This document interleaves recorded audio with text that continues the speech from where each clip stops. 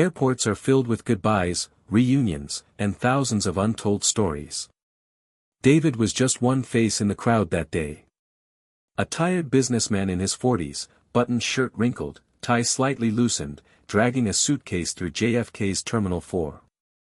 He wasn't thinking about much. Just the long layover, the empty apartment waiting back home, and maybe what takeout he'd order that night. But fate? It had other plans. A small sound caught his attention. Not the loud announcements. Not the rolling of suitcases. A soft, choked sob. David turned his head. Near gate 19, a little girl stood alone. 7, maybe 8 years old. Long brown hair. Shoes that didn't quite fit. And a pink bunny with one torn ear held tight to her chest. People passed her by, indifferent. She wasn't screaming, just waiting. Like she was hoping the right person would stop. That person, somehow, was David. He crouched beside her. "Hey there," he said gently. "Are you lost?" Her eyes welled with tears again. "Sir, can you pretend to be my daddy? Just for today?" David blinked. "What?" She swallowed hard. "Mommy's stuck in security. They won't let me board the plane without a parent. I have to go see Grandma. She's very sick. If I miss this flight..." Her voice trembled. "If I miss it, I might never see her again." David felt a knot twist in his chest. The staff nearby were overwhelmed. No one had noticed her. No one had offered help. He looked into her eyes. A mix of fear and hope stared back. "What's your name?" "Sophie." David hesitated for a moment. Then slowly extended his hand. "All right, Sophie. Let's go see Grandma." She gripped his fingers without hesitation. And with that, the story began. Narrator, gentle suspense, protective tone. As they walked toward the gate, David's heart beat faster. Was he doing something dangerous? Was this a setup? What would happen if airport security got involved? But when he looked down at Sophie, none of that mattered. He saw her small frame, her backpack almost dragging on the floor, and her quiet determination. She wasn't a trick. She was just a little girl desperate to reach someone she loved. And maybe, just maybe, he was the only one who could help. They reached the counter. The attendant smiled at them. "Are you two flying together?" David nodded calmly. "Yes. She's my daughter." A lie, yes. But one born from kindness. The woman scanned their boarding passes. "All right, you're good to go. Safe travels." As they stepped onto the jet bridge, Sophie whispered. "You're braver than you look." David laughed gently. "So are you." Inside the plane, they took their seats. Sophie pulled out a tiny coloring book. She started to draw. Shaky lines, crooked hearts, stars with 5 uneven points. "Do you want to color too?" she asked, smiling. David hadn't held a crayon in years. But something in him softened. "Sure," he said. And together, they filled the page with color. Narrator, reflective, intimate tone. The plane soared above the clouds. Around them, other passengers read books or watched movies. But in that window seat, Sophie leaned her head on David's shoulder, drifting to sleep. Bunny in one hand. The other gently holding his coat. David stared ahead, still unsure how he ended up here.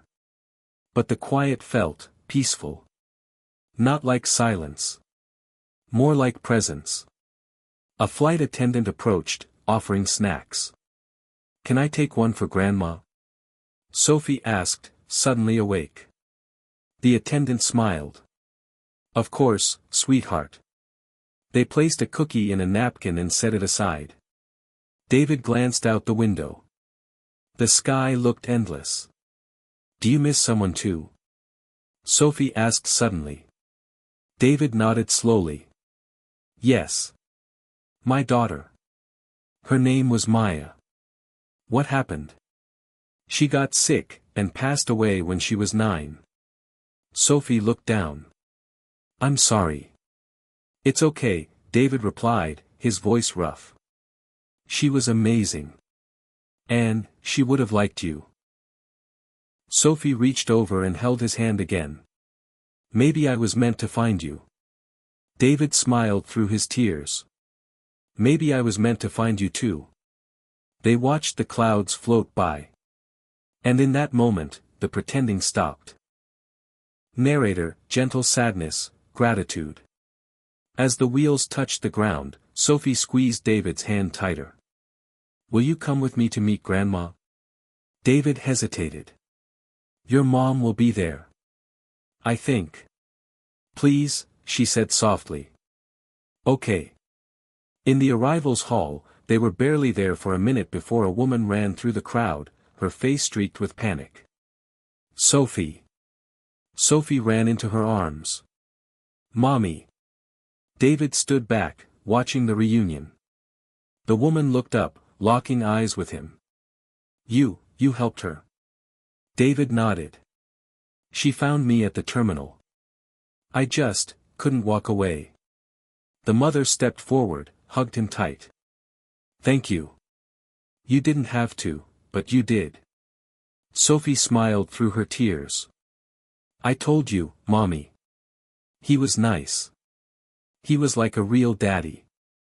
David's heart cracked wide open. He nodded once. Then turned to go. But Sophie ran after him. She reached into her bag and handed him the picture they'd colored. For you. He took it, hands trembling.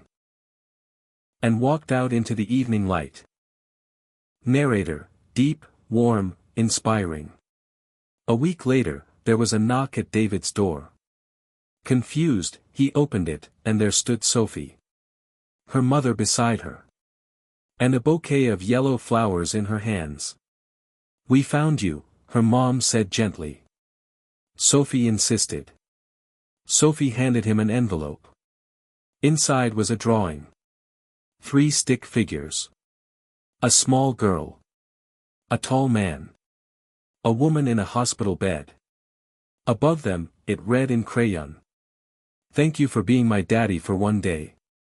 David's hands trembled. She passed peacefully, the mother said, tears in her eyes. 2 days after we arrived. Sophie held her hand till the end. David swallowed hard. She wouldn't have made it without you. Sophie looked up. I want you to be part of our family. You don't have to pretend anymore. David knelt, tears falling freely. You saved me too, sweetheart. And in that moment, a man who had once lost everything found something he never thought possible. A reason to begin again.